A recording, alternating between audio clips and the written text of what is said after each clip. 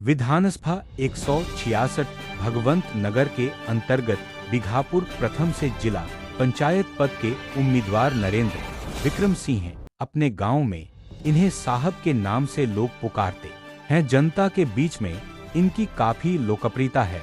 जनता के लिए कुछ खास बातचीत देखें। खास इंटरव्यू लेते हुए अमित पत्रकार। क्षेत्र में जिला पंचायत प्रत्याशी हेतु चुनाव लड़ने की तैयारी है और हम ऐसे शख्सियत से मिलाना चाहता हूं जो अपने परिचय के साथ मुहताज नहीं है। और मैं जैसे गांव में एंट्री की तो मुझे गांव में पता चला कि ये जो शख्स बैठे हैं इनको यहां पर साहब के नाम से पुकारते हैं। ऐसी बात सही है? सही है। मैंने ऐसा गांव में जानकारी की है। तो साहब के नाम से पुकारते हैं और शिक्षक भी हैं। तो इन्होंने पिछली बार चुनाव लड़ा और फिर अब की चुनाव की तैयारी है। जिला पंचायत जैसा चुनाव शायद कम वोटों से बहुत कम अंतर था। 159 वोट शायद था। तो 159 वोट का शायद हमारे हिसाब से वो हार जीत का विषय नहीं है। किन्हीं परिस्थितियों में ऐसा हो जाता है और मैं ऐसे शख्स से मिलाता हूं। नमस्कार। नमस्कार। सबसे पहले आप अपना परिचय दीजिए हमारे न्यूज चैनल को। मेरा नाम नरेंद्र विक्रम सिंह है जी। मैं इंदामू गांव का निवासी हूं। जी जी। और जैसे कि आप जिला पंचायत का चुनाव लड़ने की तैयारी में हैं, तो इसमें जैसे कि आप पिछली बार भी चुनाव लड़े तो जनता ने आप पर विश्वास जताया, पर ऐसी कौन सी परिस्थितियां हो गई जिसपे आप असफलता प्राप्त हुई आपको? एक्चुअल में 2010 में मैंने जिला पंचायत का चुनाव लड़ा था जिसमें हमें 8767 वोट मिले थे। जी जी जी। और हम चुनाव 159 वोट से हार गए थे। जी जी। इसलिए कि मैं निर्दलीय चुनाव लड़ा था। उस समय कृपा शंकर जी विधायक थे। तो कृपा शंकर जी विधायक होने के नाते उन्होंने हमारा खुल के विरोध किया। उस विरोध की वजह से हमें संघर्ष करना पड़ा और मैं और हार गया। और पिछली बार 2020 के चुनाव में पुनः मैं आया मैदान में, मगर 2-3 महीने बाद हमारी सीट जो है बैकवर्ड में चली गई तो हम चुनाव लड़ नहीं पाए। तो अब की बार पुनः चुनाव की तैयारी है, मैदान में उतर चुके हैं। तो हम आपसे यह पूछना चाहते हैं, वर्तमान में कोई ना कोई जिला पंचायत का चुनाव लड़ा ही होगा, वो जीता भी होगा, तो उसने ऐसे कौन से कार्य हैं जो नहीं किए हैं, जो उन मुद्दों को आप लेकर पुनः चुनाव में कूदना चाह रहे हैं? एक्चुअल में जिस कैंडिडेट ने हमको हराया था 2010 में वही इस बार रिपीट फिर उसने किया है। मतलब बीच में 15 के चुनाव छोड़ के 20 में फिर लड़ा और दोनों बार उसने चुनाव जीता है। और रही उसकी की बात, उसने काम क्षेत्र में कहीं कुछ भी नहीं किया है। मतलब कोई ऐसा गांव आ ही नहीं जहां उसने कुछ किया हो। केवल अपना चुनाव में जो भी उसको मिला हो, जो भी निधि मिलती है, वो अपना व्यक्तिगत रूप से कहीं हम लोगों के गांव भी सब उसमें आते हैं। जैसा कि मान लीजिए आप जनता के बीच में चुनाव लड़ते हैं तो जनता आप पर विश्वास करते, भरोसा करते है, आपको चुनाव जिताती है, तो जनता के बीच में आपका नेतृत्व कैसा रहेगा? नहीं, हम तो जन सेवा के लिए चुनाव लड़ना चाहते हैं।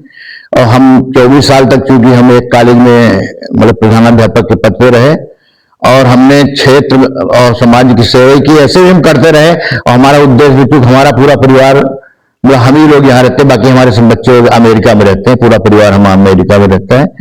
हम चाहते हैं कि एक बार हमें अगर जनता मौका दे तो हम क्षेत्र की सेवा करें। तो जैसे कि जनता आपको मौका देती है, तो ऐसा कौन सा कार्य है जो प्राथमिकता पर आप करेंगे?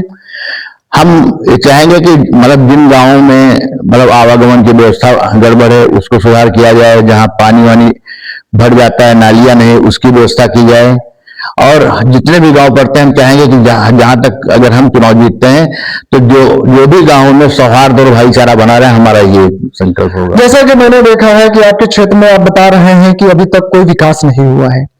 आप पर अब जनता विश्वास करके चुनाव जिता रही है, आप पर भरोसा कर रही है, क्योंकि मैंने अभी गांव में जानकारी की है, जमीनी स्तर पर जाकर मैंने जानकारी की है, तो वो आपको प्राथमिकता पर प्रथम स्थान दे रहे हैं। तो अगर आप चुनाव जीत जाते हैं तो ऐसे वो कौन से कार्य हैं जो जनता के लिए आप सबसे पहले कराएंगे? और यहां पर जैसे कि देखा है हमने, बहुत सारे गरीब घर के परिवार की बेटियां हैं, उनके पास पैसा होता नहीं है, तो ऐसा होता है कि जो समाज सेवी व्यक्ति होते हैं तो उतने समय चुनाव के टाइम वो वादा करते हैं कि हम आपके लिए ये कर देंगे, आपके लिए वो कर देंगे। तो आप चुनाव जीत रहे हैं, अब जनता भरोसा कर रही है, चुनाव जीतने की कगार पे हैं आप, तो जनता भरोसा करने के बाद जीत जाते हैं, तो आप जनता के लिए क्या करेंगे? ऐसा वो एक कार्य मुझे बता दीजिए। जनता के कार्यों की जहां तक बात है, गांव में तो सबसे बड़ी चीज है रोटी, कपड़ा और मकान, ये जनता को चाहिए। तो हमारा ये उद्देश्य रहेगा कि जो भी ज्यादा से ज्यादा दबे कुचले लोग हैं, जिनको रहने की व्यवस्था नहीं है, हम ये जरूरी नहीं कि जिला पंचायत से ही आए, और नेता नगरी से या हमसे भी जो व्यक्तिगत रूप से हो सकेगा उनके लिए करने की कोशिश करेंगे। वैसे भी हम साल में जो गरीब हैं उनके लिए हम कम्बल वगैरह बंटवाते हैं, हर साल बंटवाते हैं। जैसा कि बहुत सारे लोगों ने कहा है कि बहुत सारे लोग जैसे कि चुनाव जीतते हैं और कहते हैं कि हम चुनाव की निधि से पैसा खर्चा करेंगे। आप चुनाव जीतते हैं और गवर्नमेंट के द्वारा हो सकता निधि ना हो, तब आप जनता के लिए क्या करी हो? हम निश्चित तौर से आपको आश्वासन देते हैं कि जनता, वैसे तो हमको जो कुछ करने का नहीं, जनता जो आके हम बताए कि हमारे लिए जो भी सेवा है, हमको चाहे अपने पास से पैसा खर्च करना हो, और करते भी हैं, तो हम उसके लिए पूरा प्रयत्नशील रहेंगे। अगर कोई भी किसी को परेशानी होती है तो हम उसकी परेशानी में हरदम शामिल रहेंगे। तो ये जो आप जिला पंचायत इंदेमऊ से लड़ रहे हैं, तो ये क्षेत्र कौन सा है? ये बीघापुर प्रथम पड़ता है। बीघापुर प्रथम से, बीघापुर प्रथम इंदेमऊ, जहां पर हमारे साथ जो शख्सियत बैठी है ये किसी परिचय का मोहताज नहीं है, और इन्होंने कहा कि देखिए, मैं नेता आप लोग बनाएंगे पर नेता नहीं, आप अपना बेटा बनाएंगे, आप अपना भाई बनाएंगे, आप अपना मित्र बनाएंगे, जिसे कहते हैं आम भाषा में गरीबों का मसीहा। इन्होंने ये भी कहा है अगर जनता मुझ पर विश्वास करके चुनाव जिताती है तो हम, अगर सरकार की निधि आवे और या ना आवे, वैसे कोई मतलब नहीं है, ये अपनी तरफ से जनता का विकास करेंगे। इन्होंने ये वीरा यहां पर उठाया है, ऐसा सही है? हाँ, बिल्कुल सही है।